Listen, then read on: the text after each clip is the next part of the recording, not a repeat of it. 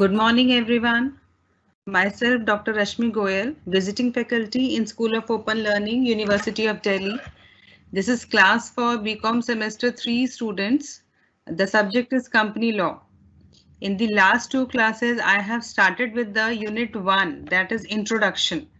Weightage आपको दोबारा मैं बता रही हूँ एक बार कि आपका जो टोटल कंपनी लॉ है that is divided into 5 units and each unit carries equal marks. तो अगर आपका 75 मार्क्स का पेपर है then each unit carry 15 marks, और अगर आपका 100 मार्क्स का पेपर है then each unit carries 20 marks. Syllabus एक बार मैं आपको इसका बता रही हूँ. इसमें है meaning and characteristics of company, ये हम कर चुके हैं. Lifting of corporate veil, administration of company law, it includes national company law tribunal, national company law appellate tribunal, special codes. तो ये वाले दो टॉपिक जो हैं लिफ्टिंग ऑफ कॉर्पोरेट व्हील और administration of company law, these two topics we are going to do today. इसके बाद है types of companies which we have done. Private and public company, government company, foreign company, one-person company, small company, associate company, dormant company, producer company, association not for profit, illegal association. All these types of companies we have covered in the last class. Formation of company, which includes promoter, their legal position, pre-incorporation contract. ये भी हमने last class में किया था. एक और topic मुझे आज कवर करना है that is online registration of company. So today we are going to do 3 topics: online registration of company, lifting of corporate veil and administration of company law. ये 3 टॉपिक आज हम कवर करेंगे. Books आपको दोबारा बता रही हूँ उसके लिए. You can use book of doctor Anil Kumar on corporate laws by Taxmann, ये आप बुक यूज कर सकते हैं. या फिर रीना चड्डा की बुक आती है, एस चड्डा, रीना चड्डा, कंपनी लॉस की, वो भी आप इसके लिए यूज कर सकते हैं. नहीं तो एक और बुक है ये भूषण भारत, कपूर एनडी, ये वाली बुक आप यूज कर सकते हैं. Fine. Now today I am starting with the next topic that is online registration of company. तो ऑनलाइन रजिस्ट्रेशन ऑफ कंपनी की अभी जो है हमें सब कुछ मैनुअल जाके कंपनी को रजिस्टर कराने की, इनकॉर्पोरेट कराने की जरूरत नहीं है. There is an online procedure to register a company. तो उसके लिए कुछ प्रोविजंस होते हैं जो फुलफिल करने पड़ते हैं. ठीक है, तो there is a step by step procedure for that. तो इसमें सबसे पहला होता है, ये देखिए, online registration of a company under ministry of corporate affairs MCA 21 project. तो ये जो है इसको हम MCA 21 प्रोजेक्ट कहते हैं. MCA represent ministry of corporate affairs, तो उसका ये नाम है. ऑनलाइन रजिस्ट्रेशन ऑफ कंपनी को हम MCA 21 प्रोजेक्ट कहते हैं. इसमें फर्स्ट स्टेप होता है हमारा application for director identification number, application for DIN. So to register a company, first DIN is to be obtained by filling E-form DIN-1. तो यहाँ पर जब भी कंपनी को इनकॉर्पोरेट कराना होता है, रजिस्टर कराना होता है, तो सबसे पहले डायरेक्टर आइडेंटिफिकेशन नंबर लेना होता है. तो ये क्या है कि जो लोग मिलके कंपनी शुरू कर रहे हैं तो उसमें पहले वो डायरेक्टर्स को अपॉइंट करते हैं, और उन डायरेक्टर्स, जो भी डायरेक्टर्स अपॉइंट किए जाते हैं कंपनी में, तो यहाँ से उनको एक नंबर प्रोवाइड किया जाता है. 8 डिजिट नंबर होता है. जो DIN प्रोवाइड करते हैं, this is a 8 digit number which is given to each director, जिसका भी रजिस्ट्रेशन उस टाइम कराया जाता है as the director of the company. तो उसका पर्पस क्या है, क्योंकि जो भी कंपनी है पब्लिक से फंड इकट्ठा करती है, फिर वो अपने को एस्टैब्लिश करती है, तो उनके पैसे को सेफगार्ड करने के लिए. क्यों? क्योंकि कई बार क्या होता है, कंपनी नहीं चलती, कंपनी बंद हो जाती है, तो उन लोगों को ट्रेस करना मुश्किल हो जाता है जिन्होंने कंपनी एस्टैब्लिश की थी. They are not able to trace those people. तो यहाँ पर जब वो उनको रजिस्टर करते हैं, उनको आइडेंटिफिकेशन नंबर प्रोवाइड करते हैं, तो उनकी पूरी डिटेल्स MCA के पास होती है, मिनिस्ट्री ऑफ कॉर्पोरेट अफेयर्स के पास पूरी डिटेल होती है, जिससे उन लोगों को इजीली आइडेंटिफाई किया जाता है. तो this is the first step.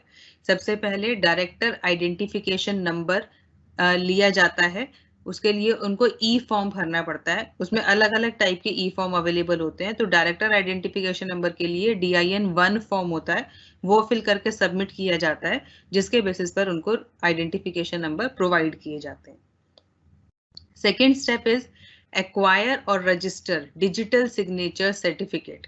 तो डिजिटल सिग्नेचर सर्टिफिकेट हमने बोला था कि कंपनी जो है सेपरेट लीगल एंटिटी है और वो अपने आप किसी कॉन्ट्रैक्ट में वो जो है इन्वॉल्व होती है, अपने नाम से, कंपनी के नाम से सारे कॉन्ट्रैक्ट बनाए जाते हैं। इसमें शेयर होल्डर्स का या उसके मेंबर्स का कोई एज सच रोल नहीं है, ठीक है। It has a separate legal entity. तो उसके लिए क्या होता है कि ये आर्टिफिशियल पर्सन है तो it can not sign, company can not sign, तो वहां पर डिजिटल सिग्नेचर जो है वो चलते हैं।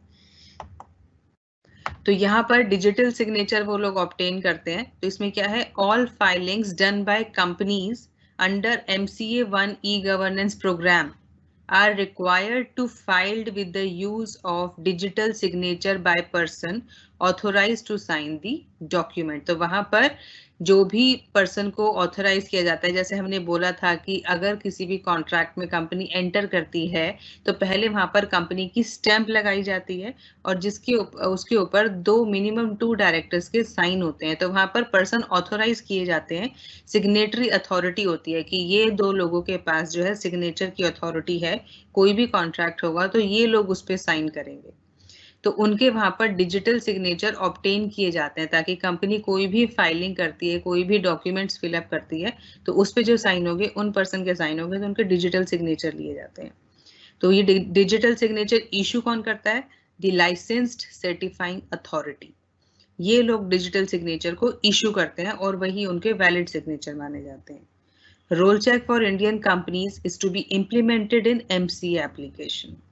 ठीक है, तो पहला स्टेप था डायरेक्टर आइडेंटिफिकेशन नंबर लेना, फिर डिजिटल सिग्नेचर सर्टिफिकेट लेना जहां पर उन लोगों को वो सिग्नेचर प्रोवाइड किए जाते हैं जिनको अथॉरिटी दी जाती है कि कंपनीज के कॉन्ट्रैक्ट के ऊपर इन लोगों का साइन जो है वो किए जाएंगे। थर्ड स्टेप होता है न्यू यूजर रजिस्ट्रेशन। तो यहाँ पर भी रजिस्टर कराना कंपलसरी होता है। MCA के पोर्टल पे जितने भी ई सर्विसेज हैं बिना रजिस्ट्रेशन के उनको एक्सेस नहीं किया जा सकता। तो उन सर्विसेज को एक्सेस करने के लिए पहले रजिस्ट्रेशन होता है। तो उसमें वही आपको जब रजिस्ट्रेशन कराया जाता है तो वहां से उनको लॉगिन पासवर्ड मिलता है और उस लॉगिन पासवर्ड को फिलअप करके then they can avail the services provided by the MCA online. ठीक है, MCA के पोर्टल पे फिर जो भी उनकी ऑनलाइन सर्विसेज अवेलेबल होंगी वो सारा वो लोग एक्सेस कर सकते हैं, बट बिना रजिस्ट्रेशन के दे कांट एक्सेस। तो इसमें है to file an e-form or to avail any paid service on MCA portal, it is required to be registered as a user in the relevant user category such as registered and business user। तो उसमें जब हम register करते हैं तो वहाँ पर अलग अलग फील्ड्स होते हैं जिसमें हमें आंसर आउट करना है कि आपका नेम क्या है और आपकी और बेसिक इन्फॉर्मेशन और आप कौन सी कैटेगरी के अंदर आप यूजर को आप which type of user you are, तो वहां पर वो सब आपको इन्फॉर्मेशन फिल करनी है। Then you will get the login ID and password by using which you can access the services provided on the MCA portal. Next step is incorporate a company। तो ये सब करने के बाद फिर कंपनी को इनकॉर्पोरेशन का प्रोसीजर शुरू होता है जिसमें सबसे पहले select in order of preference at least one suitable name up to a maximum of 6 names indicative of the main objects of the company। ये सब करने के बाद फिर आपको कंपनी का नाम सिलेक्ट करना होता है। वहां पर कुछ ऑप्शंस भी होते हैं, नहीं तो आप जो चाहें अपनी प्रेफरेंस के हिसाब से अपनी कंपनी का कोई भी एक सूटेबल नेम वहां पर लिख सकते हैं और वहां पर आप मैक्सिमम ऑफ 6 नेम, क्योंकि कई बार क्या होता है कि जैसे हम लोग, आपने देखा भी होगा कि हम गूगल पे मेल पे अगर हम अपना सपोज मेल ID बनाना चाह रहे हैं तो जो भी हम अपना मेल ID लेते हैं कई बार वो कहते हैं it's not available, you need to change it. Same यहाँ पर होता है कि जब वो कोई कंपनी का नाम लिख रहे होते हैं तो sometimes that name has already been use, वो नाम ऑलरेडी यूज हो चुका होता है तो वो नाम उस कंपनी को प्रोवाइड नहीं किया जाता। Each company has different names क्योंकि उनका वहाँ पे उस नाम से वो इनकॉर्पोरेट हो चुकी होती है, रजिस्टर हो चुकी होती है। तो एक कंपनी अगर एक नाम से रजिस्टर हो चुकी तो वो नाम किसी और को अलॉट नहीं होता। तो इसलिए वहां पर उन्होंने up to maximum of 6 names, 6 name देने की उन्होंने वहां पे फैसिलिटी दी है कि 6 नाम वहां पर आप कंपनी के मेंशन कर सकते हैं अपनी प्रेफरेंस के हिसाब से कि इनमें से कोई भी नाम आप अपनी कंपनी का रख सकते हैं। और साथ साथ वहां पर आपको कंपनी का मेन ऑब्जेक्ट क्या है, किस लिए वो कंपनी स्टैब्लिश की जा रही है, वो कंपनी क्या करेगी, वो वहां पर मेंशन करना होता है। ठीक है, तो this is a first step कि हमें कंपनी का नाम जो हमें रखना है अपनी कंपनी का, वो हमें वहां पर लिख कर देना होता है। और वहां पर 6 ऑप्शंस, मैक्सिमम 6 ऑप्शंस होती हैं। आप चाहें तो कम भी दे सकते हैं कि आप सिर्फ 2 या 3 देना चाहते हैं, तो आप 2-3 भी वहां पर कंपनी का नाम देके उसको फॉर्म को सबमिट कर सकते हैं। फिर है ensure that the name does not resemble the name of any other already registered company and also does not violate the provision of emblems and names, that is Prevention of Improper Use Act 1950 by availing the services of checking name availability on the portal. तो इसलिए हमारा first point से related है कि जब हम company का नाम वहां पर दे रहे हैं लिख के कि हमें अपनी कंपनी का नाम क्या रखना है, तो उस टाइम हमें ये इंश्योर करना होता है कि हमारी कंपनी का नाम किसी और कंपनी से मिलता जुलता नहीं होना चाहिए। जैसे आपने कई बार देखा भी होगा कि कुछ लोकल लाइक अगर हम बात करें कुछ टॉफीज होती हैं या कुछ और चीजें होती हैं, तो उनका बिल्कुल सिमिलर नाम रख देते हैं कि उसमें सिर्फ एक कैरेक्टर चेंज कर दिया। कि अगर हम मेलोडी की बात करें कि MELODY, तो वो क्या कर देंगे MELODI, तो वो नाम चेंज हो गया, but it is resembling the name of melody. तो वो कई बार क्या होता है कि वो फ्रॉड का तरीका होता है कि they are using improper ways to sell off their products. तो उस चीज को इंश्योर करने के लिए यहाँ पर अगर कंपनी रजिस्टर कराती है, तो उसमें ये ध्यान रखना होता है कि आपकी कंपनी का नाम जो भी आप लिख रहे हैं वो किसी और कंपनी के नाम से मिलता जुलता बिल्कुल नहीं होना चाहिए। और दूसरा कि जो भी नाम है उसमें वो उसके अंदर चेक होना चाहिए कि it should be prevented of improper use. तो ये सब चीजें ध्यान में रखकर आपको अपनी कंपनी का नाम वहां पर लिख के फॉरवर्ड करना है। Then apply to the concerned registrar of company to ascertain the availability of the name by filing form Inc 1 for the same into the portal. तो जब आपने फॉर्म फिल कर दिया, फिर आप रजिस्ट्रार ऑफ कंपनी को वो वाला फॉर्म आप सबमिट करते हैं ये चेक करने के लिए कि जो नाम आपने दिया इज इट अवेलेबल और नॉट। तो उसके लिए कौन सा फॉर्म फिल करना है, फॉर्म इंक 1, वो उसके पोर्टल पे सबमिट करना होता है। आफ्टर दी नेम अप्रूवल, जब वहां पर आपने वो फॉर्म सबमिट कर दिया, तो उनमें से जो भी नेम आपका अप्रूव्ड होके आएगा कि आपने मल्टीपल नेम्स दिए हैं, तो आप में उसमें से आपका जो भी नेम अप्रूव होके आएगा, the applicant can apply for registration of new company by filing the required forms Inc 7 for a company other than OPC or Inc 2 for OPC within 60 days of name approval. तो जब आपकी company का registrar of company से name approve होके आ गया कि आप अपनी कंपनी का ये नाम रख सकते हैं, उसके बाद नेक्स्ट स्टेप होता है कि जो एप्लीकेंट होता है फिर उस कंपनी को, जो नई कंपनी वो बना रहा है, उसका रजिस्ट्रेशन कराता है। तो उसके लिए भी रजिस्ट्रेशन के लिए फिर उसको कौन सा फॉर्म भरना पड़ता है, अगर 1 पर्सन कंपनी होती है, ओपीसी रिप्रेजेंट 1 पर्सन कंपनी, तो if it is a 1 person company तो उस केस में इंक 2 फॉर्म भरना पड़ता है। बट अगर 1 पर्सन कंपनी नहीं है, उसके अलावा कोई भी कंपनी है, तो उसके लिए इंक 7 फॉर्म भरना पड़ता है। पर ये ध्यान रखना है कि जब नेम अप्रूव होके आ जाएगा, तो 60 दिन 60 डेज के अंदर अंदर आपको ये वाले फॉर्म फिल करने हैं, नहीं तो उसके बाद आपका वो रेलिवेंट नहीं रहेगा।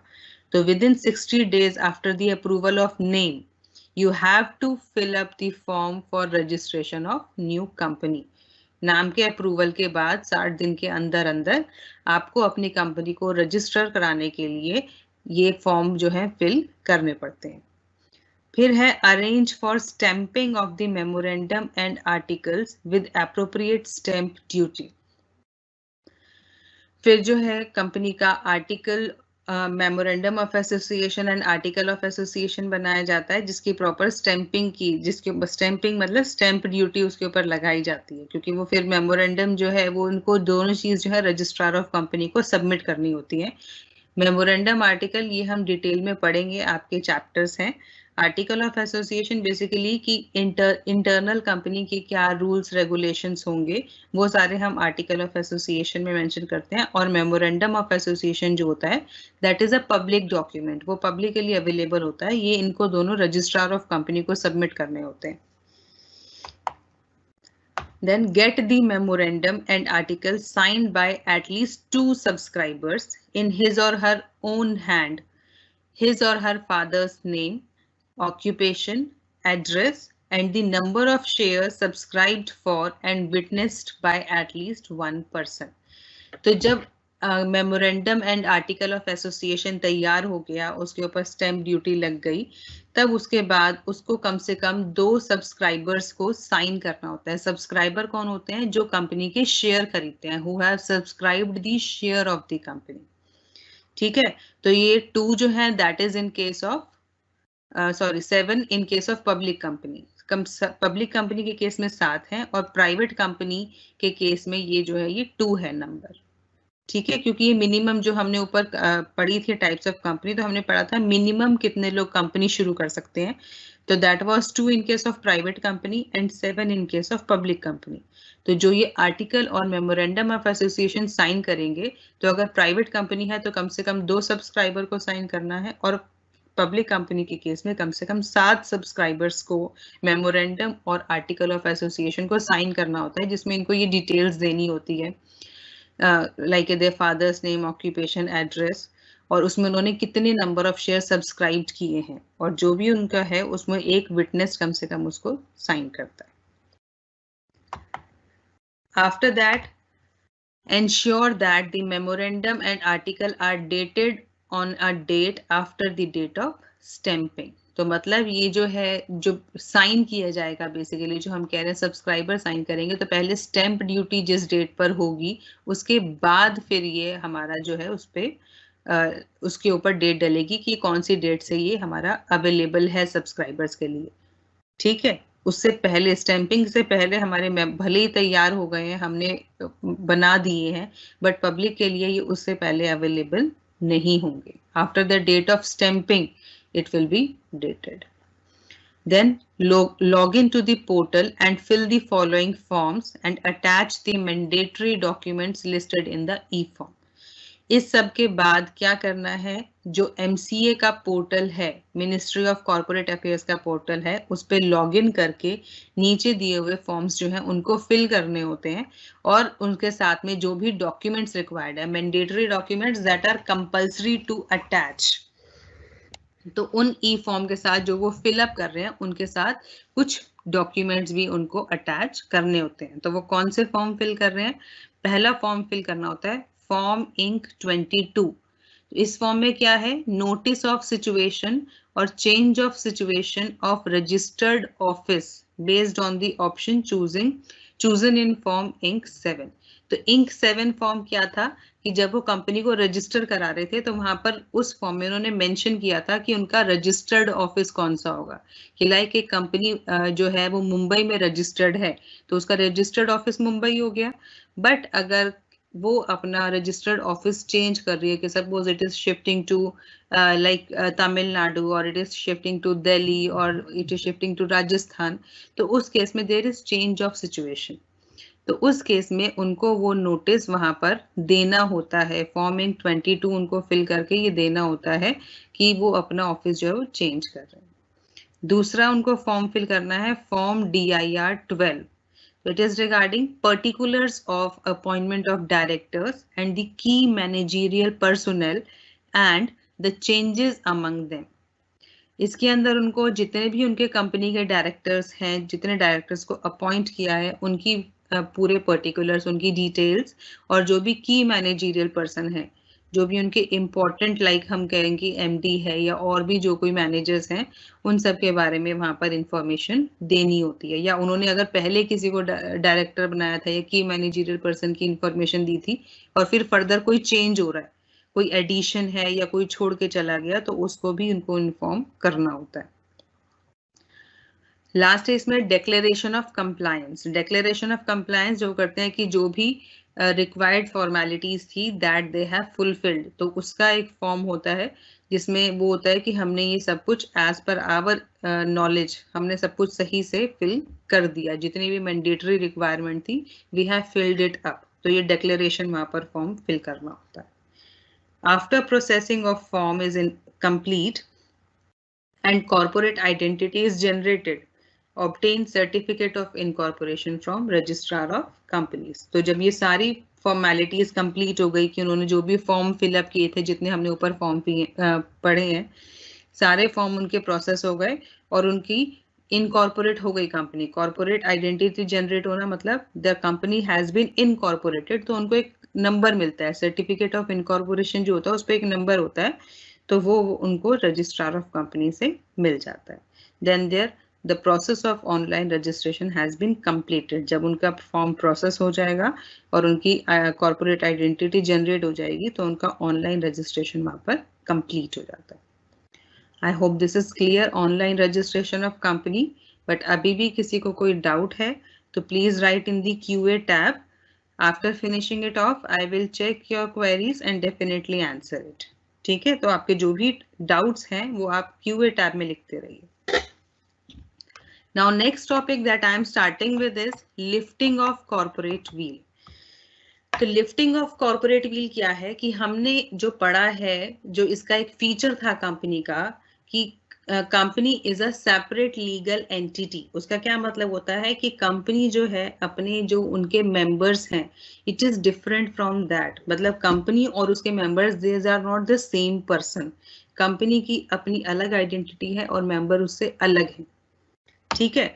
तो वहां पर अगर हमने ये पढ़ा था कि अगर वहां पर कंपनी किसी कॉन्ट्रैक्ट में एंटर हो जाती है तो वहां पर वो कंपनी लायबल मानी जाती है, मेंबर्स को लायबिलिटी नहीं होती है।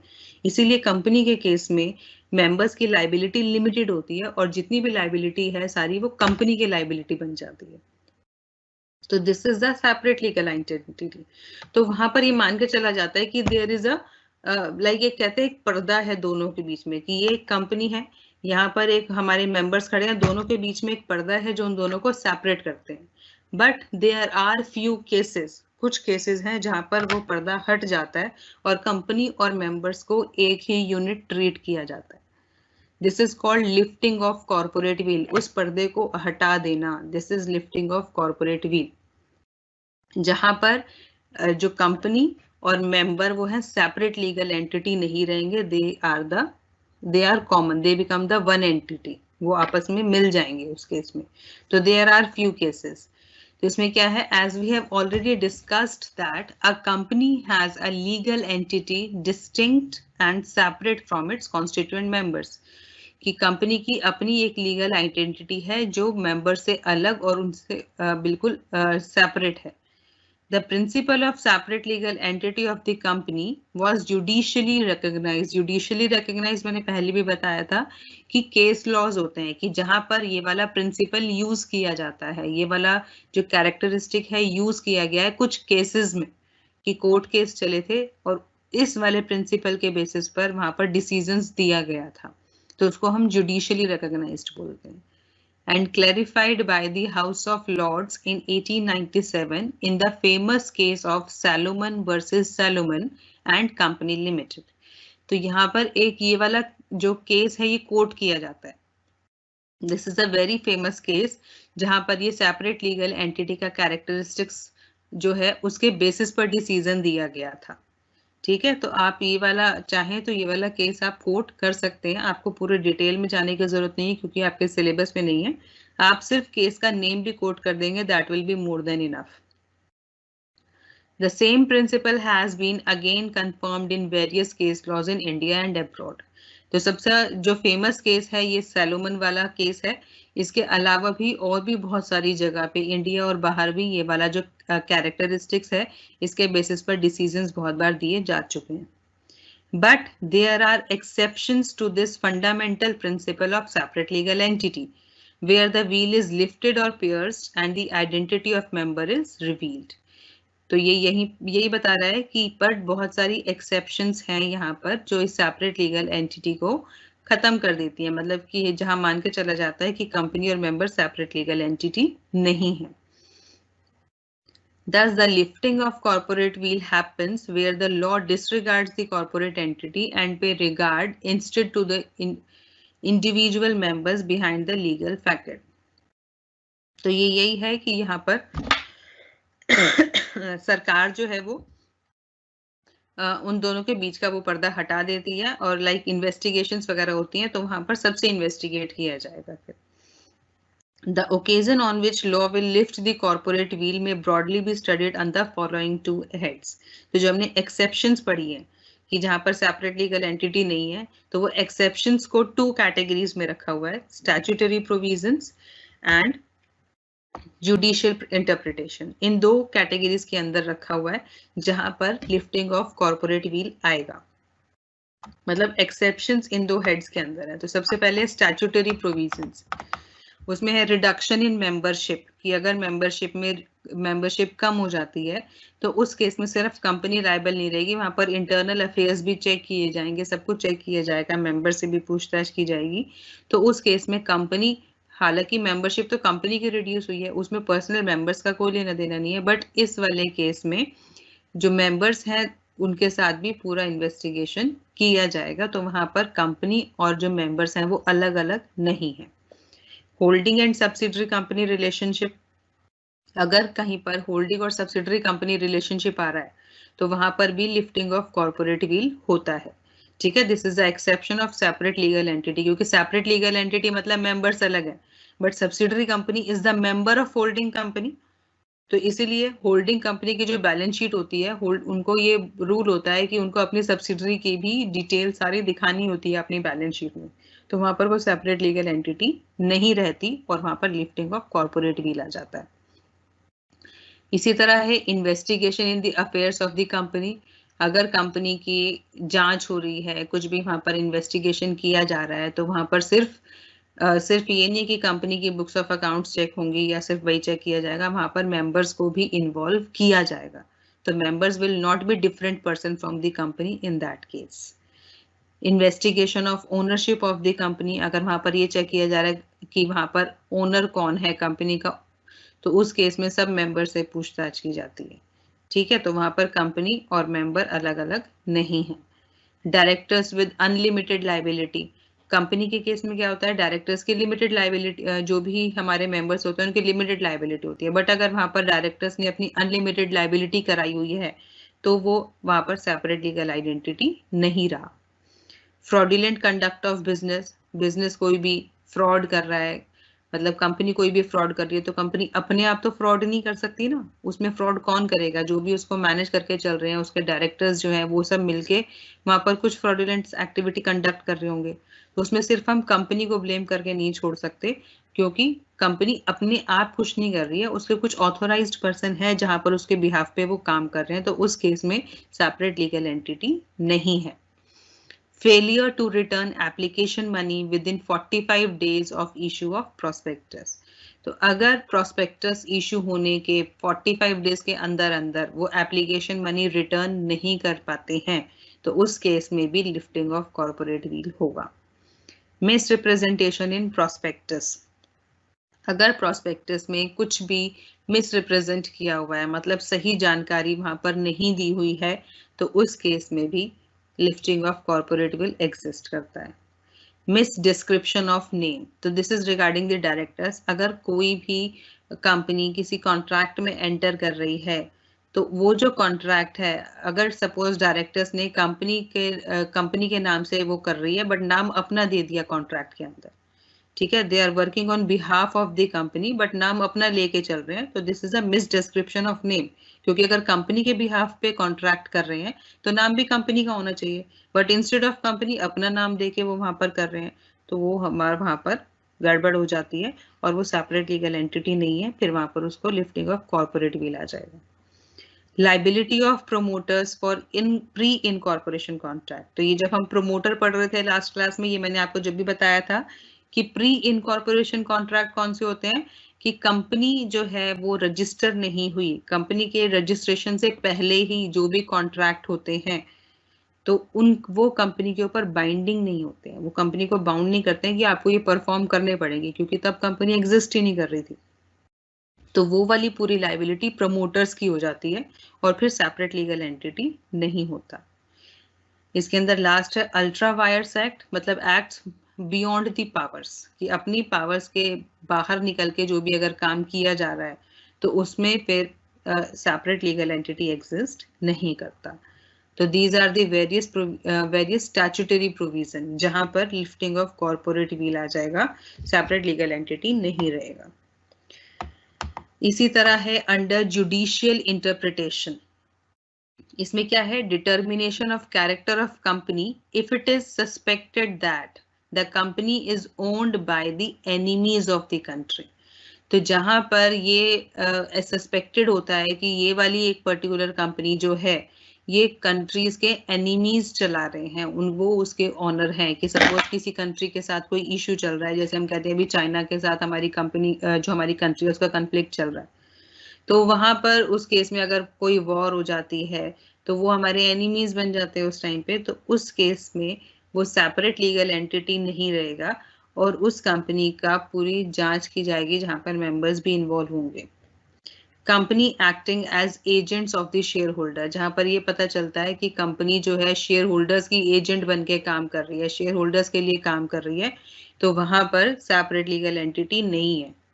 ठीक है, because the company is not taking their independent decision. हमने क्या पढ़ा है कंपनी की कैरेक्टरिस्टिक में कि वो इंडिपेंडेंटली अपना काम करती है, बट अगर ये पाया जाता है कि वो शेयर होल्डर का एजेंट बन के काम कर रही है तब लिफ्टिंग ऑफ कॉर्पोरेट विल वहां पर हो जाता है। नेक्स्ट है बेनिफिट ऑफ रेवेन्यू। इसका मतलब कि अगर कुछ लोग जो है अपना टैक्स बचाने के लिए एक कंपनी स्टैब्लिश कर देते हैं तो दैट कंसिडर्ड एज फ्रॉड। जैसे if it is appears that the company has been formed only for the purpose of evasion of tax, अपने टैक्स को कम करने के लिए, टैक्स ऑब्लिगेशन को घटाने के लिए अगर वहां पर कोई कंपनी क्रिएट की जाती है तो वो हमारी फिर वहां पर सेपरेट लीगल एंटिटी नहीं है।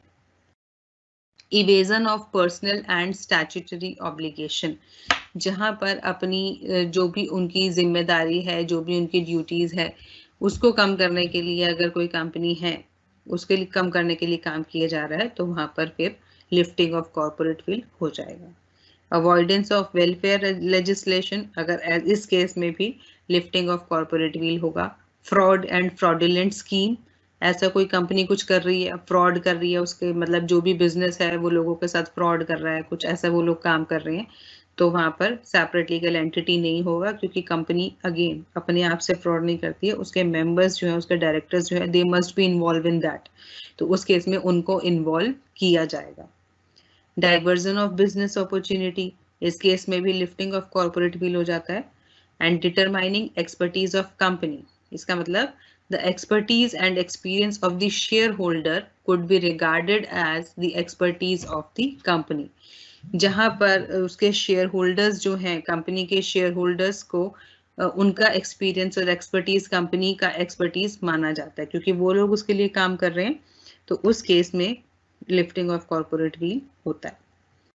तो this is the lifting of corporate wheel, and this is very important question, many times it comes in exam कि lifting of corporate wheel क्या है।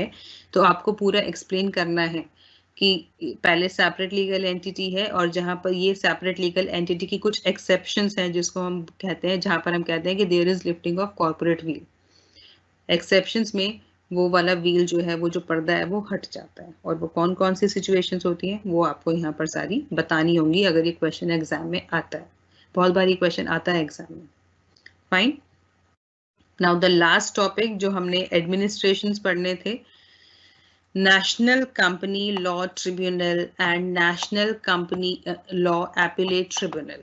तो this is basically the court, हम कहेंगे कि जहां पर इनकी लाइक जो भी कंपनीज के अंदर इश्यूज होते हैं, जो भी कन्फ्लिक्ट चल रहे होते हैं, then they move on to the court. वहां पर तो पहले वो लोग सीधा कंपनी लॉ बोर्ड होता था उनके पास जाते थे, जहां पर उनके सारे इश्यूज रिजॉल्व किए जाते थे। बट कंपनीज एक्ट 2013 जब आया तो उन्होंने जो है ये दो हमारे ट्रिब्यूनल जो है इस्टेब्लिश किए, एक नेशनल कंपनी लॉ ट्रिब्यूनल जिसको सिर्फ ट्रिब्यूनल भी कहते हैं, और दूसरा है national company Law Appellate tribunal जिसको एपिलेट ट्रिब्यूनल के नाम से भी जाना जाता है। ठीक है, ये कब फॉर्म हुए? आफ्टर कंपनीज एक्ट 2013, जब हमारा कंपनीज एक्ट 2013 आया उसमें फिर ये हमारे दो ट्रिब्यूनल को बनाया गया।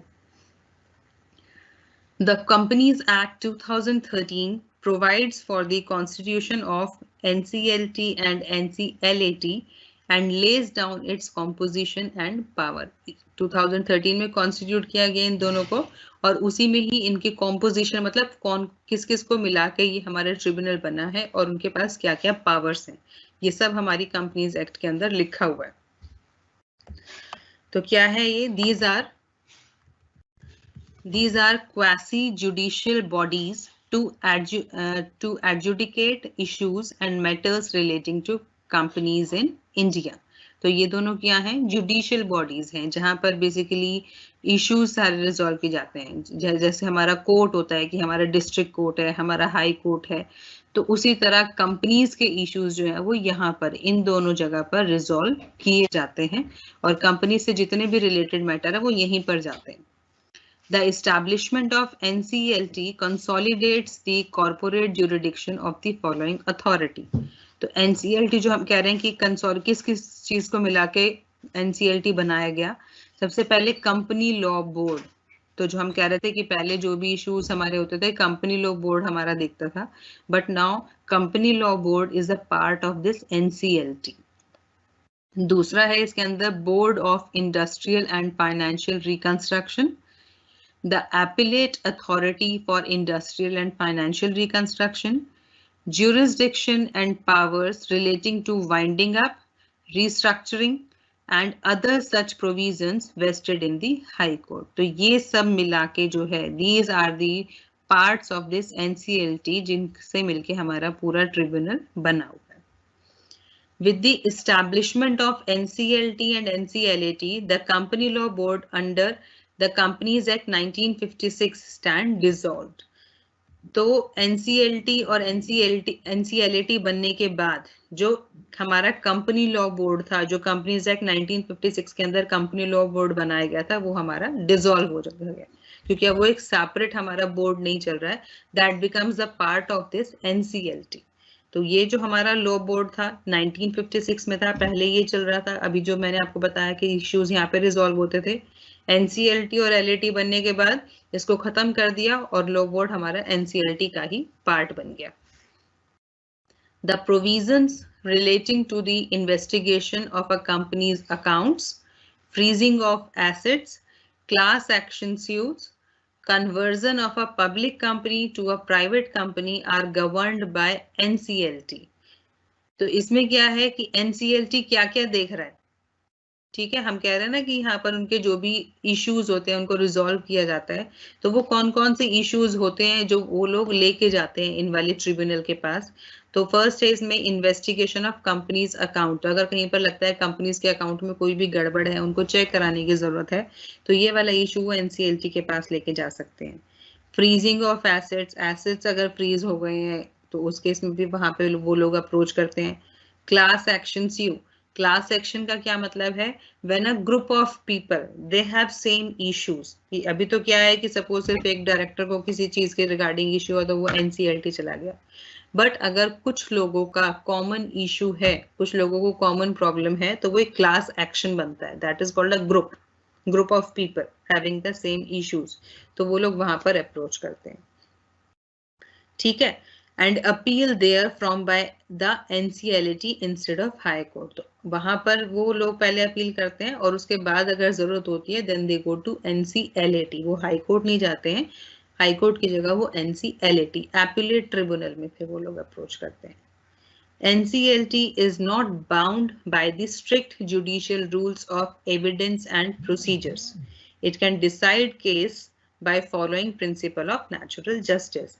जैसे हमारे नॉर्मल कोर्ट होते हैं कि वो उनको सारे सबूत चाहिए, उनको सारे बेसिस चाहिए जिसके बेसिस पर वो डिसीजंस हमारे देते हैं, ठीक है। उनका प्रॉपर एक प्रोसीजर होता है जो वो फॉलो करते हैं। बट NCLT जो है that is not that much strict, वो इतना स्ट्रिक्ट नहीं है, उसको उतने एविडेंसेस, उतने प्रोसीजर फॉलो करने की जरूरत नहीं होती। वो जो भी उनके प्रिंसिपल्स हैं नेचुरल जस्टिस के, उसके बेसिस पर they can give the decisions, कि जो भी इश्यूज उनके पास आएंगे as per their understanding, as per the available principles, उनके बेसिस पर वो डिसीजंस दे सकते हैं। NCLAT is an authority provided for dealing with appeals arising out of decision of the NCLT. तो NCLAT क्या है कि अगर कोई भी पर्सन, कोई जिन्होंने NCLT में अप्रोच किया था, अगर वो उसके डिसीजन से सेटिस्फाई नहीं है, जैसे हम कहते हैं ना, पहले हमारे डिस्ट्रिक्ट कोर्ट में केस चलता है, वहां पे कोई हार जाता है तो वो हायर कोर्ट में, मतलब हाई कोर्ट में अपील कर सकता है, फिर हाई कोर्ट में भी उसको नहीं, वो उसको लगता है कि नहीं गलत डिसीजन है, then they go to the supreme court. तो देयर इज अ हायरार्की। इसी तरह यहाँ पर भी हायरार्की है। तो कंपनी वाले जो भी इश्यूज हैं पहले एनसीएलटी में जाते हैं, अगर वो उसके डिसीजन से सेटिस्फाई नहीं है तो वो फिर एनसीएलटी में अप्रोच करते हैं। Any party dissatisfied by any order of tribunal कौन है? NCLT may bring an appeal to contest that decision। तो अगर कोई भी पार्टी ट्रिब्यूनल के डिसीजन से सेटिस्फाई नहीं है तो वो उसको चैलेंज जो कहते हैं कि चैलेंज कर सकती है, वो NCLT में मूव ऑन कर सकती है, वहां पर फिर अप्रोच करती है। द एपिलेट ट्रिब्यूनल किसको बोल रहे हैं? NCLT को। The appellate tribunal reviews the decision of tribunal and has power to set aside, modify or confirm it। तो जब वो केस उनका एपिलेट ट्रिब्यूनल में चला जाता है तो एपिलेट ट्रिब्यूनल उसको रिव्यू करता है, जो भी डिसीजन एनसीएलटी ने दिया था उसको रिव्यू करेगा, और उसके पास पावर है कि वो उस डिसीजन को हटा सकता है, कि वो चाहे तो उसको कह देगा कि नहीं this is the wrong decision, या फिर उसमें कुछ चेंजेस कर सकता है, कि जैसे एनसीएलटी ने कुछ फाइन लगाया कि आपको 10,000 रुपए फाइन देना है, तो वो उसको कह देगा नहीं आप 5,000 का फाइन, तो दैट विल बी फाइन। तो वो मॉडिफिकेशन हो गया कि उसको और थोड़ा सा मॉडिफाई कर दिया, या और कंफर्म इट, नहीं तो उसको वो सेम उसको छोड़ सकता है कि नहीं एनसीएलटी ने जो डिसीजन दिया था दैट इज अ फाइनल, वो बिल्कुल सही है।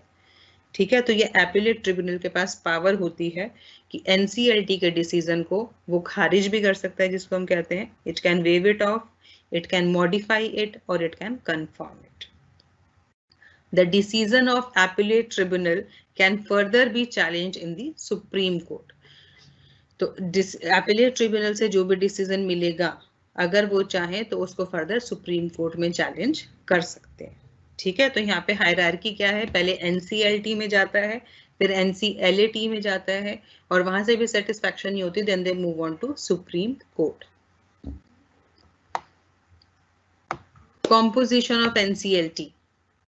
तो NCLT consist of a president and such member of judicial and technical members not exceeding 62 as central government deems fit। तो एनसीएलटी में कौन कौन है? एक तो प्रेसिडेंट है, और जुडिशियल और टेक्निकल मेंबर्स जो सेंट्रल गवर्नमेंट को ठीक लगते हैं कि होने चाहिए, वो उसका पार्ट होते हैं। और वो लोग कितने हो सकते हैं? मैक्सिमम 62। ठीक है, प्रेसिडेंट हमारा है और उसके साथ में हमारे सेंट्रल गवर्नमेंट को जो भी ठीक लगता है, तो वो 62 मेंबर्स तक एनसीएलटी का पार्ट बन सकते हैं। The qualification for appointment of president and members of tribunal has been laid down by the act। तो जो हम कहते हैं कि क्या क्वालिफिकेशन है कि जो भी मेंबर्स इसके अपॉइंट किए जा रहे हैं, जो हम कह रहे हैं 62 मेंबर्स वो लोग अपॉइंट कर सकते हैं, तो किस बेसिस पर क्या क्वालिफिकेशन उनकी होनी चाहिए? तो वो कंपनीज एक्ट में उन्होंने मेंशन किया है कि who can be the member of this NCLT. The president and every other member of tribunal shall hold office for a term of 5 years from the date on which he enters upon his office, but shall be eligible for reappointment। तो ये जो NCLT board बनाया गया जिसमें president को और बाकी members को जो उन्होंने अपॉइंट किया, तो उनकी टर्म जो होती है, एक टर्म उनकी 5 इयर्स की होती है।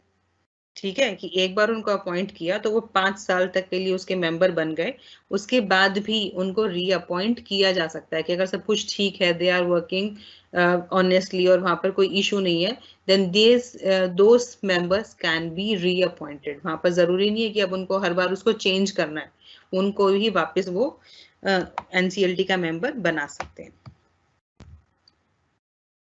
नेक्स्ट है कॉम्पोजिशन ऑफ एनसीएलटी। तो NCLAT is headed by a chairperson and members not exceeding 11 for hearing appeals against the order of tribunal।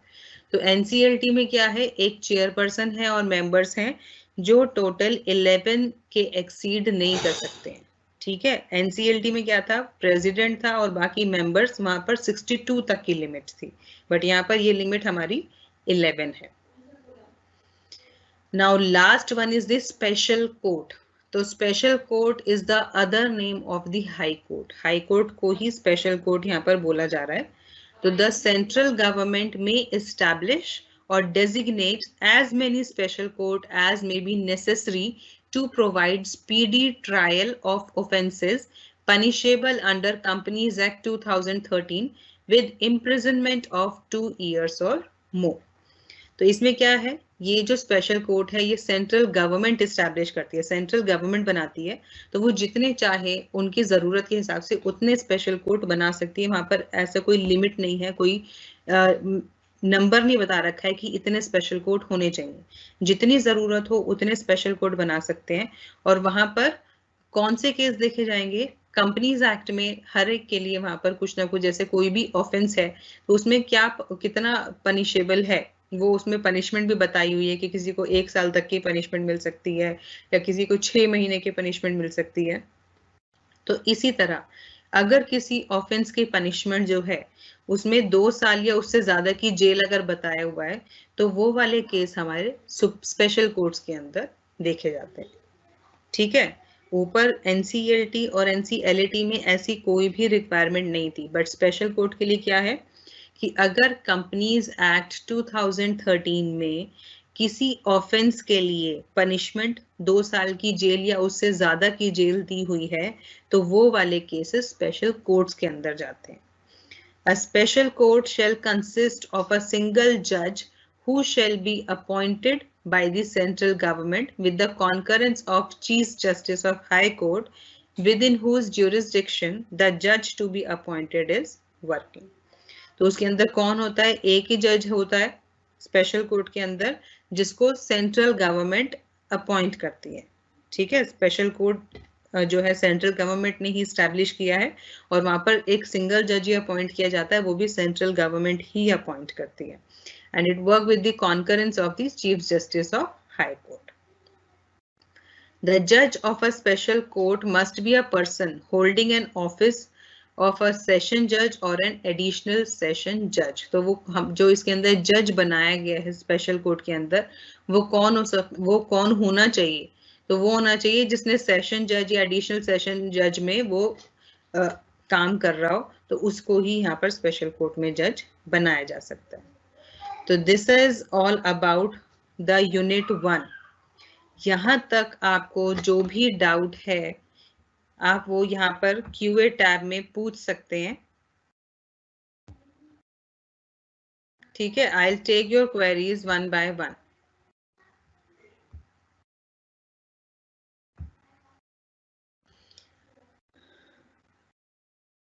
आप इसके लिए स्टडी मटेरियल, आपको SOL से भी स्टडी मटेरियल मिला होगा, आप वो स्टडी मटेरियल भी पढ़ सकते हैं। ठीक है, उसमें कोई इशू नहीं है, आप स्टडी मटेरियल पढ़िए, बस आप ये इंश्योर करना आपको सारे टॉपिक्स कवर हो। साथ में आप 10 ईयर्स भी इसका यूज कर सकते हैं, 10 ईयर्स भी ले लीजिए।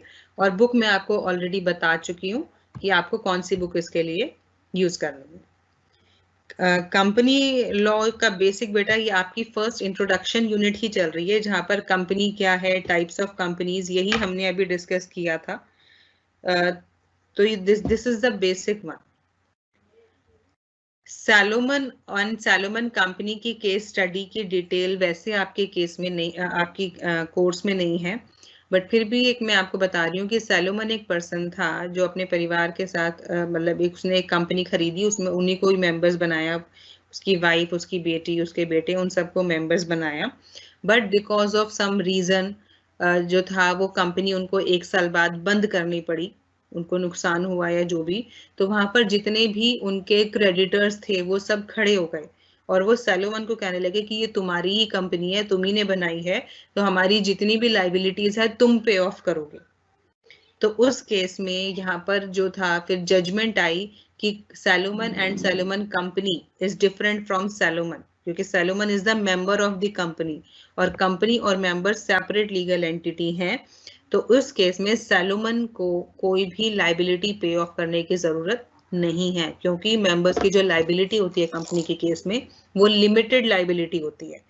वो जो बाकी लाइबिलिटी है वो कंपनी की है, कंपनी के एसेट्स बेच के कंपनी से जो भी पैसा मिलता है उन्हीं से क्रेडिटर्स को पे ऑफ किया जाता है। ठीक है, ये उसमें जजमेंट आई थी सैलोमन एंड सैलोमन कंपनी में कि Salomon and company is different from Salomon. हालांकि वो सैलोमन ने एस्टैब्लिश करी, but now it is a company और अगर कंपनी में कोई भी नुकसान हो रहा है तो Salomon is not responsible for that loss. Books मैंने आपको बताई थी बेटा, आप इसके लिए अनिल कुमार की बुक यूज कर सकते हो, अनिल कुमार सर की, या फिर आप रीना चड्डा बुक आती है, both books are very good, आप कोई भी बुक इसमें से यूज कर सकते हो। नोट्स बेटा ये आपके बुक्स में ही सब में आपको मिल जाएगा, this is not as such that kind of, आपको मैंने यहाँ पर मैं सिर्फ मेन पॉइंट्स लेके आती हूँ ताकि पूरा वो डिटेल्स ना आए, तो this is already in the book.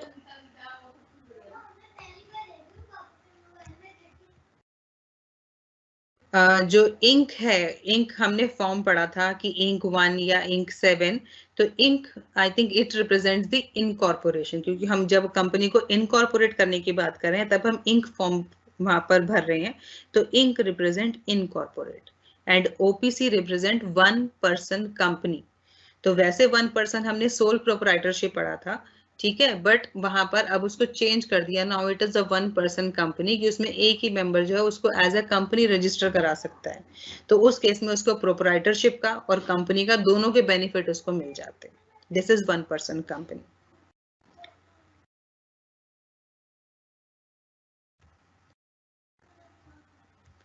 Corporate wheel, lifting of corporate wheel में आपको केस स्टडी देने की कोई भी जरूरत नहीं है, उसमें ऐसा आपको कोई केस स्टडी नहीं पढ़नी है, उसमें सिर्फ आपको ये बताना है कि लिफ्टिंग ऑफ कॉर्पोरेट व्हील क्या है और उसकी एक्सेप्शंस क्या हैं, ठीक है, जो हमारा एक्सेप्शंस किसकी, सेपरेट लीगल एंटिटी की, क्योंकि हमारा लिफ्टिंग ऑफ कॉर्पोरेट व्हील कब लगता है, जब हम एक्सेप्शंस वहां पर दे रहे होते हैं, ठीक है।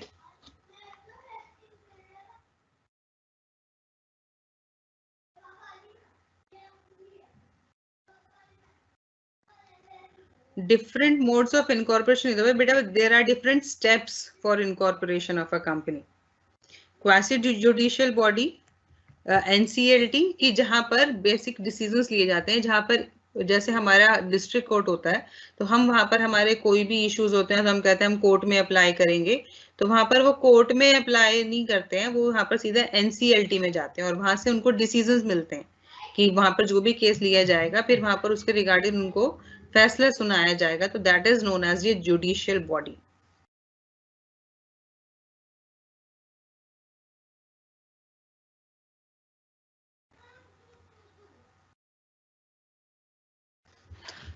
ये पीडीएफ बेटा सब बुक में से है, ये आपको सिर्फ मैं यहाँ पर रेलिवेंट पॉइंट्स लिख के लाई हूँ, इसके अलावा कुछ भी नहीं है, this is all available in your book. Video तो आई डोंट नो बेटा, वीडियो विल बी अवेलेबल और नॉट। एनसीएलटी और स्पेशल कोर्ट में डिफरेंस क्या है, एनसीएलटी जैसे मैं बात करूं अगर बहुत इजी लैंग्वेज में, तो मैं बार बार कह रही हूँ, NCLT is like a district court. NCLT में कोई भी हमारे इश्यूज होंगे, जैसे हमने बताया था कि अगर वहां पर उनको बुक्स ऑफ अकाउंट्स में इन्वेस्टिगेशन कराना है या फ्रीजिंग ऑफ एसेट्स है, ऐसे कोई भी इश्यूज अगर हैं, या वहां पर क्लास एक्शन यू होता है, जब मैंने कहा था ग्रुप ऑफ पीपल जिनका सेम लाइक इश्यूज होते हैं, तो वो मिलके कोर्ट केस करते हैं। जैसे आपने कहीं पढ़ा होगा कि लाइक किसी की नौकरी जारी होती है कंपनी में, तो बहुत सारे लोग होते हैं जिनको नौकरी से निकाल रहे होते हैं, तो सब मिलके एक साथ वो स्यू कर देते हैं, हर एक इंडिविजुअल पर्सन अलग अलग कंपनी को स्यू नहीं करता, तो दैट बिकम्स क्लास एक्शन स्यू, तो वो हमारा सारा एनसीएलटी के अंदर है। स्पेशल कोर्ट जो है वो सिर्फ उन वाले केसेस के लिए है जिस ऑफेंस में उनको 2 साल या उससे ज्यादा की जेल का अगर वहां पर प्रावधान जिसको कहते हैं, वहां पर अगर हमें ये दिया हुआ है कि अगर इस एक्ट को करने से 2 साल या उससे ज्यादा की सजा हो सकती है, तो उस तरीके के केस जो है हमारे स्पेशल कोर्ट में जाते हैं। बाकी जो हमारे इश्यूज हैं वो हमारे सारे एनसीएलटी में जाते हैं।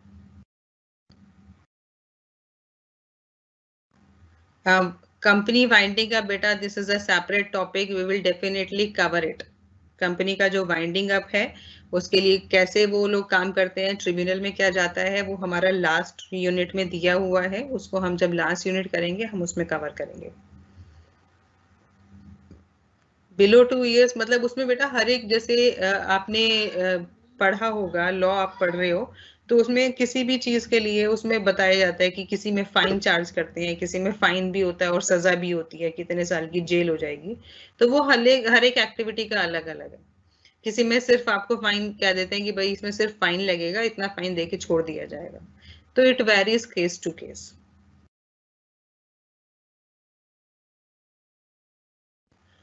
बेटा आप बुक रेफर कर लो इसके लिए। आपको लेटेस्ट एडिशन आप यूज कर पा रहे हो तो इट्स वेरी गुड, बट अगर आप लेटेस्ट एडिशन आपको बुक नहीं मिल रहा है तो you can use the previous editions also. आप 1-2 साल पुरानी बुक भी कंपनी लॉ के लिए यूज कर सकते हो, क्योंकि इसमें बहुत ज्यादा चेंज नहीं हुआ है। ठीक है, तो आप बेटर है कि आप बुक यूज करो, साथ में आप अपना एसओएल का मटेरियल है उसको भी पूरा देखो, तो it will cover up whole of your syllabus.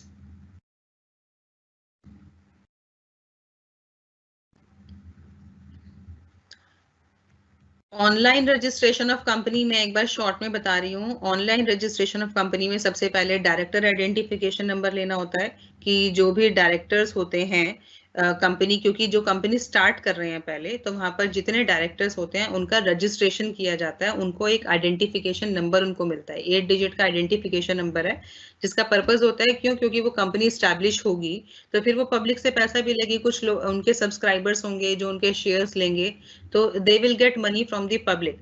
In some times क्या होता है, कुछ कंपनी जो है कुछ कंपनीज क्या होती हैं, वाइंड अप होके भाग जाती हैं, लोगों का पैसा गबन कर लेती है। तो उस चीज को अवॉइड करने के लिए ये DIN का प्रोसेस शुरू किया, डायरेक्टर आइडेंटिफिकेशन नंबर, जहां पर उन लोगों की सारी डिटेल्स जो है वो MCA पोर्टल पे होती है। मिनिस्ट्री ऑफ कॉर्पोरेट अफेयर्स के पास उनका पूरा डाटा बैंक होता है और उन लोगों को वो इजीली पकड़ सकते हैं। फिर इसके बाद डिजिटल सिग्नेचर लिए जाते हैं, क्योंकि जब कंपनी होती है वो अब उसके नाम से तो सब कुछ चल रहा होता है, बट उसको ऑपरेट तो मेंबर्स ही कर रहे होते हैं। तो जब भी किसी कॉन्ट्रैक्ट में कंपनी एंटर करती है तो उसके नीचे कंपनी की स्टैंप लगती है और उसके ऊपर 2 लोगों को कम से कम साइन करना होता है, तो वो उनको वो डिजिटल सिग्नेचर वहां पे प्रोवाइड करने होते हैं ऑनलाइन केस में। तो सेकंड स्टेप होता है वो डिजिटल सिग्नेचर लेना, जो लाइसेंस सर्टिफाइंग अथॉरिटी होती है वो डिजिटल सिग्नेचर प्रोवाइड करती है। फिर इसके बाद न्यू यूजर रजिस्ट्रेशन कराया जाता है, क्योंकि जो MCA पोर्टल है उस पे ई सर्विसेज है सारी, और बिना रजिस्ट्रेशन के हम कोई भी ई सर्विस एक्सेस नहीं कर सकते। जैसे आप नॉर्मल भी अगर आप लाइक ऑनलाइन कुछ काम कर रहे हो तो आपसे सबसे पहले वो कहता है कि इसको सब्सक्राइब करो या यहाँ पर रजिस्टर कराओ, आपको बार बार रजिस्ट्रेशन का लिंक वहां पे प्रोवाइड कर रहा होता है। तो सेम हमारा MCA पोर्टल पे होता है कि अगर वहां की कोई भी सर्विसेज आपको एक्सेस करनी है तो आपको पहले वहां पे रजिस्ट्रेशन कराना होगा, then you can access all those services. तो थर्ड स्टेप होता है न्यू यूजर रजिस्ट्रेशन, और लास्ट स्टेप होता है इनकॉर्पोरेशन ऑफ कंपनी, कि उस कंपनी को जो आप कंपनी बनाना चाहते हो उसका रजिस्ट्रेशन कराना। तो उसके लिए पहले आप अपनी कंपनी का कुछ नेम सोचते हो कि मैं अपनी कंपनी का क्या नाम रखूंगा। तो जैसे मैंने बताया था मेल आईडी, हम जो मेल आईडी हम चाहें, जरूरी नहीं है हमें वो मिलता है ईमेल आईडी, तो हम वहां पर अलग अलग नाम डाल के देखते हैं। तो इसी तरह वो लोग हमें 6 नाम का ऑप्शन प्रोवाइड करते हैं कि आप मैक्सिमम 6 नाम कंपनी के वहां पे लिख के दे सकते हो, उनमें से जो भी अवेलेबल होगा उसको चेक किया जाता है कि वो नाम किसी और कंपनी का नहीं होना चाहिए या उससे मिलता जुलता किसी कंपनी का नाम नहीं होना चाहिए। फिर उस नाम को अलॉट कर दिया जाता है आपको, उसको कह देते हैं दिस इज अप्रूव्ड। तो वो अप्रूवल मिलने के बाद 60 दिन के अंदर अंदर रजिस्ट्रेशन फॉर्म भरना होता है। ठीक है, वो अप्रूवल आने के 60 दिन के अंदर अंदर रजिस्ट्रेशन फॉर्म भरेंगे कंपनी का, और फिर आपकी वो कंपनी जो है वो रजिस्टर्ड, क्योंकि वो आपके फॉर्म प्रोसेस होंगे, उसके साथ कुछ मैंडेटरी डॉक्यूमेंट्स लगाने पड़ेंगे, उसके बाद आपका वो अप्रूव हो जाएगा। एग्जाम के लिए बेटा आप SOL की वेबसाइट चेक करते रहो, आपको सारी डिटेल वहीं पर मिलेगी। हाँ, एग्जाम आपके ओपन बुक ही होंगे as per the latest information. Attendance तो आप लोगों की बेटा कभी भी काउंट नहीं होती है। SOL students are not under compulsion for attendance. मैं जब टॉपिक करा रही हूँ मैं साथ साथ आपको बता रही हूँ कि लाइक कॉर्पोरेट व्हील वाला टॉपिक आपका इम्पोर्टेंट है। आपको टाइप्स ऑफ कंपनीज में कई बार डिफरेंस आ जाता है कि पब्लिक कंपनी और प्राइवेट कंपनी में क्या डिफरेंस है, या 1 पर्सन कंपनी सोल प्रोप्राइटरशिप में क्या डिफरेंस है। तो इस तरीके के डिफरेंस आपको आए हुए हैं। Meaning and characteristics of company, ये बहुत बार आया हुआ है। या आपको सिर्फ separate explain the concept of separate legal entity, तो वो आप वहां आपको वो पूछा हुआ है। Company acting as the share holder of the company, इसका मतलब होता है कि जैसे कंपनी वैसे तो हमारी सेपरेट लीगल एंटिटी है, बट शेयर होल्डर्स क्या करते हैं अपने फायदे के लिए वो कंपनी को एज एन एजेंट यूज कर रहे होते हैं। कि कंपनी के नाम से अपने सारे काम करा रहे होते हैं, तो in that case company acting as an agent of the share holder, तो उस केस में वो जो हमारा सेपरेट लीगल एंटिटी है वो हमारा एग्जिस्ट नहीं करता। टाइप्स ऑफ कंपनी जैसे हमने बताया था, पब्लिक कंपनी, प्राइवेट कंपनी की प्राइवेट कंपनी कौन सी होती है कि जहां पर मिनिमम 2 लोग होने चाहिए, मैक्सिमम लिमिट 200 होती है, अगर 200 से एक्सीड कर जाएगा तो वो प्राइवेट कंपनी नहीं रहेगी। ठीक है, इसी तरह पब्लिक कंपनी होती है जिसमें मिनिमम 7 लोग होने चाहिए, मैक्सिमम उसमें कोई लिमिट नहीं होती है। तो there are various characteristics of different types of companies and it's quite easy, you just go through it, you will get it.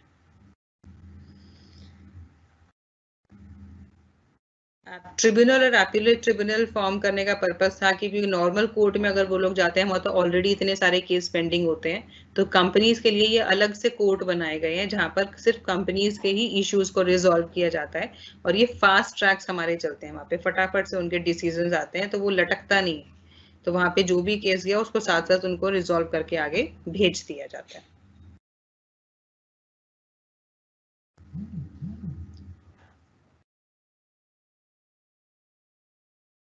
Hindi में बेटा बुक्स अवेलेबल होंगी, आपको जो भी हिंदी में मिल रहा है आप बुक्स देखिए, आपका बस आप ये उसका कंटेंट चेक कीजिए, आपका जो सिलेबस है वो आपका सिलेबस पूरा कवर होना चाहिए, दैट्स इट, इससे ज्यादा आपकी कोई भी रिक्वायरमेंट नहीं है। एनसीएलटी में अगर कोई भी इशू है तो एनसीएलटी में तो लोग जाते हैं, बट एनसीएलटी में जब जाते हैं अगर वो एनसीएलटी से सेटिस्फाइड नहीं होते कि ट्रिब्यूनल ने जो डिसीजन दिया, अगर उनको वो लगा कि नहीं ये डिसीजन सही नहीं आया, तो जैसे हम कहते हैं ना कि यहाँ पर हमारे को कोई फायदा नहीं हो, हम हायर कोर्ट में अपील करते हैं, तो एनसीएलटी में तभी जाते हैं जब वो लोग यहाँ से सेटिस्फाइड नहीं होते हैं। बुक में बेटा मल्टीपल बुक यूज कर रही हूँ, अनिल कुमार सर की भी बुक है मेरे पास, और भी बुक्स हैं, उन्हीं से मैंने ये बनाया है, बट क्योंकि ये एक टेक्निकल पेपर है, इसमें सारे आपके सेक्शंस के हिसाब से आपको दिया हुआ है, तो सब में सेम मिलेगा आपको, एज सच वो नहीं है, बट बस लैंग्वेज कई बार हो जाती है कि आपको किसी बुक की लैंग्वेज इजी लग रही है, किसी बुक की लैंग्वेज मुश्किल लग रही है। ठीक है, तो बस वो आपके ऊपर है कि आप जिसको पढ़ने में कंफर्टेबल हो आप वो वाली बुक यूज कर लीजिए। फॉरेन कंपनी होती है वो कंपनी जो इनकॉर्पोरेट तो आउटसाइड इंडिया हुई है, कि सपोज अमेरिका में किसी कंपनी ने रजिस्ट्रेशन कराया है, बट उसका जो ऑफिस है उसका वो यहाँ पर भी है, वो यहाँ पर भी ऑपरेट कर रही है। तो मैंने इसका एग्जांपल अमेजोन दिया था कि अमेजोन हमारी बाहर की कंपनी है, बाहर की क्यों बोलते हैं, क्योंकि इनकॉर्पोरेट तो बाहर हुई है पर बिजनेस इंडिया में भी कर रही है, तो Amazon is some sort of a foreign company. Subscription process तो बेटा that is the different from this company law, कि सब्सक्रिप्शन में तो they invite application from the public कि वो शेयर्स इशू करते हैं, उनसे एप्लीकेशन जो आपने पढ़ा है issue of shares, this is a subscription, कि उनसे वो एप्लीकेशन रिसीव करते हैं, फिर जो ओवर सब्सक्रिप्शन होता है तो अलॉटमेंट सम लाइक उसको कुछ किसी बेसिस पे अलॉटमेंट कर देते हैं, बाकी जो application money extra application money receive करते हैं उसको रिटर्न कर देते हैं, तो हमारे शेयर सब्सक्राइब हो जाते हैं। सब्सक्रिप्शन का मतलब how many share they have taken, कि जितने भी शेयर्स इशू किए गए थे उसमें से कितने शेयर उन्होंने लिए हुए। 10 years will also be good, you will get the idea of the question कि वहां पर आपको किस किस तरीके के क्वेश्चन आएंगे, तो आपको वहां से आइडिया मिल जाएगा।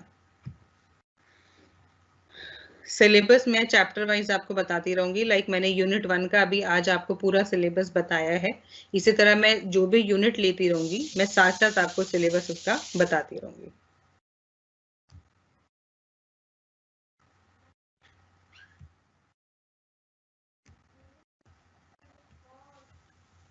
एनसीएलटी एनसीएलटी मैं आपका अभी डिस्कस कर चुकी हूँ।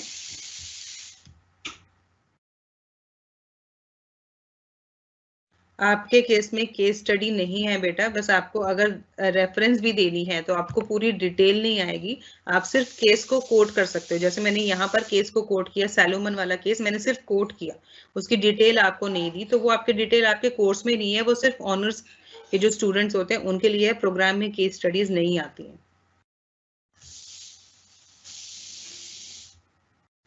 बेटा ये टेक्निकल पेपर है, आप जितनी डिटेल इसमें देना चाहो उतनी दे सकते हो, ठीक है, जहां पर एक्सप्लेनेशन का स्कोप है कि लाइक अगर आप एक पॉइंट डिस्कस कर रहे हो तो आप पॉइंट में जितनी चाहे उतनी एक्सप्लेनेशन लिख रहे हो, बट अगर कोई सेक्शन है पर्टिकुलर कुछ चीज आप दे रहे हो तो उसके अंदर आपसे बहुत ज्यादा चीज एक्सपेक्टेड, आपसे बहुत ज्यादा एक्सप्लेनेशन एक्सपेक्टेड नहीं होती है। केस स्टडी आप लोगों को नहीं आएंगी।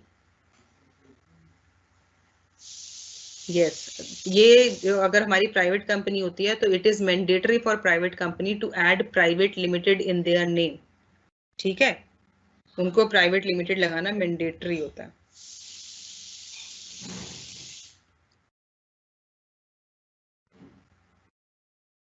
ये आपके types of 1% company is a type of company है, तो ये आपको टाइप ऑफ कंपनी में ही आपसे कुछ भी यूज कर सकते हैं।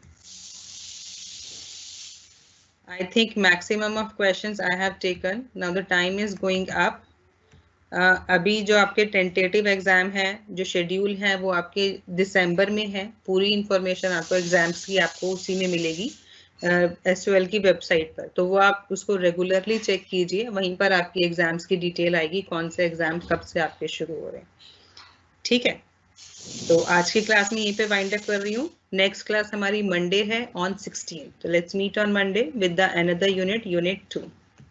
Thank you ma'am. Good bye for the day. Thank you ma'am.